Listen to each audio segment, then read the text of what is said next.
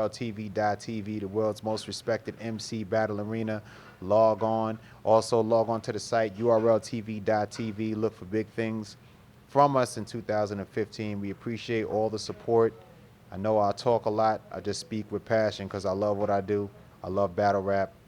BattleRap.com. Thanks for giving us that coverage and that look. There's a reason why we do contracts, okay? And the reason why is because we actually got this idea from the fans. You know what I mean? I can't take credit for it, but what happened is there'll be a lot of guys that are out here battling in various leagues, smaller leagues, right? And they're looking to take that next jump, right? So now we'll find some of these guys, you know what I'm saying? Or we'll get them on a tryout or a recommendation.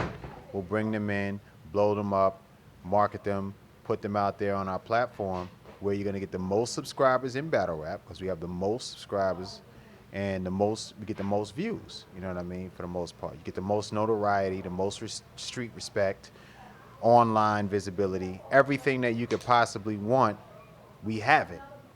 So we bring these guys in, we grant them with an opportunity, but when they come into the opportunity, they come into this opportunity knowing that this is a stipulation. You come here, you battle for us, we'll pay you, and we'll get it going. Now, our contracts that we have, they don't restrict anybody really. The only restriction is that we want the harvest of talent here. It's just like if you're in the UFC, you know what I mean? You're not going to be John Jones. You're not going to be battling on fighting on Bellator next week. You fight for the UFC because they're providing you with the opportunity and the platform. You know what I mean? I can't sign a record deal on Def Jam, drop a single, and say, you know what, I think I want to go to Atlantic Records next week. It's just no other form or entertainment business is structured in this way where everyone just has this free-for-all where they can just run around to all these different places and leagues. You know? Freelance writer. Right. And it's just like, you know, I see people online like, oh, you know, you're holding them back. But no one was offering them the money that they're getting when they come to URL.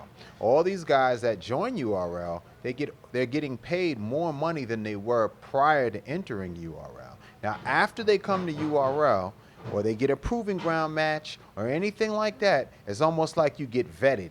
You know what I mean? So now everyone wants to hire you, everyone wants to fly you in, bring you here, bring you there. And I found what was happening was guys were coming in, and we were trying to build them, and then they were taking so many different battles that their stock was going down. You know what I mean? And it just caused a bunch of problems. Like if I have you booked for like on this exciting card, and I'm selling the card, you're gonna see this fight, and then you're in Wichita, Kansas, and you lose to Backpack Billy, or you know, Corner Store Simon or something, and then you come back, and then now you're on my main event, but you just got your boots smoked out of town. It kind of diminishes the value of the battle. You know what I mean? So we were trying to avoid that. So our thing was we're paying people, you know what I'm saying, more than what they were getting paid. It wasn't, oh, we're jerking you, we own your record deal rights. I'm not trying to stop anybody because I'm not a record company right now. So I'm not going to tell someone sign your record deal, your publisher. It's nothing like that. It's just to battle here. That's really the only stipulation in the contract. You know what I mean? And, you know, I see guys say, oh, I don't want it. So now what happens is the guys are all cool when they come in, right? Then once they come here, then every other league wants to hire them. So they get these other offers that they weren't getting before. Now they want to jump on and take those offers, but they weren't getting those offers prior. You know what I'm saying, to coming here. And then a lot of times they'll want to take offers for less money than what I'm paying you, but then turn around and want to charge me 2-3 times what you just got last week. So it just made things it makes things a little sticky. Now, some of the guys that you've seen resigning or saying, oh, you know, it's just strange that they just do this without ever notifying us or contacting us prior. They just go online for some Twitter attention or whatever it is that they're looking for. And then I end up usually talking to them afterwards. And you know what, to be honest, I still have the contracts. So I could enforce them and be, you know, no. You know what I mean? But you know what? It's not even that, you know, I don't even know what to say. Like, you know what I'm saying? I'm just like, okay, if that's what you want to do, then go ahead. But do understand that we do get opportunities here. You know, we were putting people on 106 and Park in the back room. We were doing BET Awards hip hop ciphers. We're doing a lot of things, and we have a lot of stuff coming up that I can't even mention yet. You know what I mean?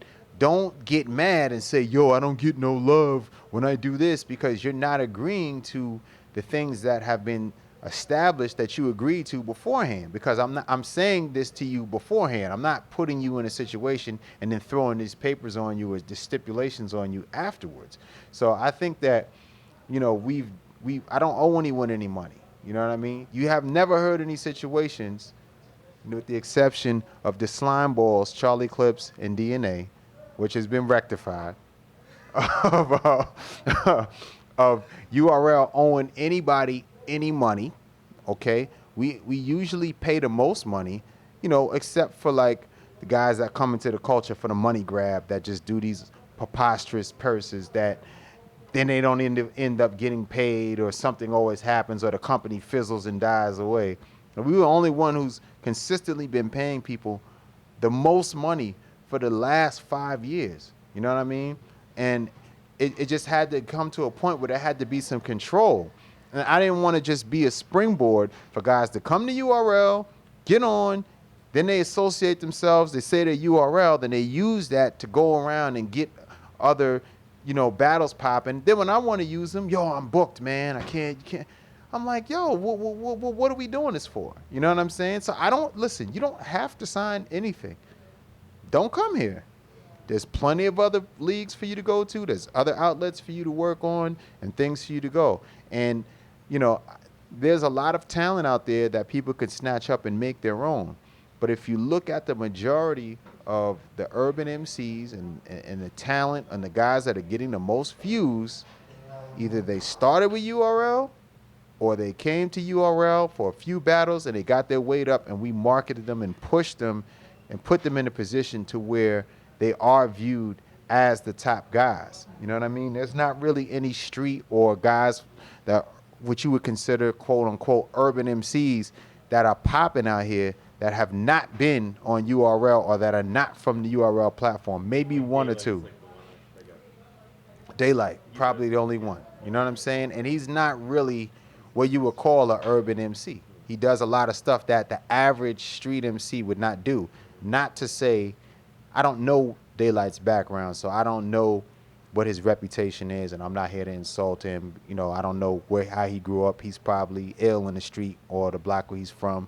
I know who he's affiliated with, so I won't sit here and say anything about him, about his character, because that doesn't mean anything. He's playing a role. So however he gets down, you never know. But I'm just saying, in just in general, you know what I mean? You don't see that, you know what I mean? That we are the platform for that, you know what I mean? So when these guys come in, they know what they're getting into. I pay them more, usually double of what they're getting paid prior to being a part of what we're doing. You know what I'm saying? So like, then other opportunities come, then all of a sudden it's, I think I want to do this, I want to do that. Then you let them go, then they get mad at you for letting them go. So it's like a no-win situation. So, you know, I'm not angry at anybody. You know, I actually spoke with Xcel. I spoke to Prez Mafia yesterday. I still released his battle. Nothing, you know, didn't do any funny shit. His battle did great. It's probably going to be the highest ranked battle that he's ever gotten. You know, the battle did over 60,000 views in one night. I know guys, there's guys that do 150,000 views on URL that could go to other leagues that won't do 60,000 views on one night on a battle. You know what I mean? So, you know, you really got to ask yourself what you're in this for. And you really have to think, can you make a living off of battle rap yet? Is it really there yet? You know what I'm saying? Or is it something that you have to supplement with something else until you get to the level of some of the bigger names in the sport? Remember, this is all still new. It may seem old, but we're still a niche audience. You know what I mean? This hasn't really spread or broken through to the mainstream fully the way that we need it to, so that everybody can really begin to fully support themselves. There's a few MCs that are doing it, but guys got to understand there has to be work that's put in. You know what I mean? The guys who you look at as the top tier, the fourth, they sacrificed a lot. They were not getting paid in the beginning. They went through a lot of stuff to get it to where it is now. You know what I mean? So you can't come in, do a proving ground battle, do one URL battle, and then be like, give me Charlie Clips, Hitman, and DNA for my next 3 matches, and just think that the fans want to see it, that you actually have the talent. Maybe you might have the talent to beat them. Who knows? But that takes time to build that type of a profile. You know what I mean? To be able to do that and there's to only generate that. 5 guys in the world that can do it, really. Right. You know what I mean? So it takes time. But like I said, you know, people, you know, saying about contracts or whatever the case may be, that's just a way to protect what we have. Because if that's the case, everyone's battling on every other place. What makes us any different? You know what I mean? It decreases the excitement if you don't see the same stars. You know what I mean? If everyone's pulling from the same exact talent pool and setting up the same exact type of matches, it's like, what's the difference? You know what I mean? Now, I won't sit here and say that I haven't taken talent from other leagues, because I have. But to answer that argument, because I see people say that, the guys that I took that like in the beginning were like DNA, Cortez, and Soulcon, and maybe Hollow, you could say, right? That came over. Arsenal was kind of later. You know what I'm saying? Arsenal was kind of like a renegade. He didn't really belong to any league. Arsenal's from the Fight Club. Then he was at Lions Den.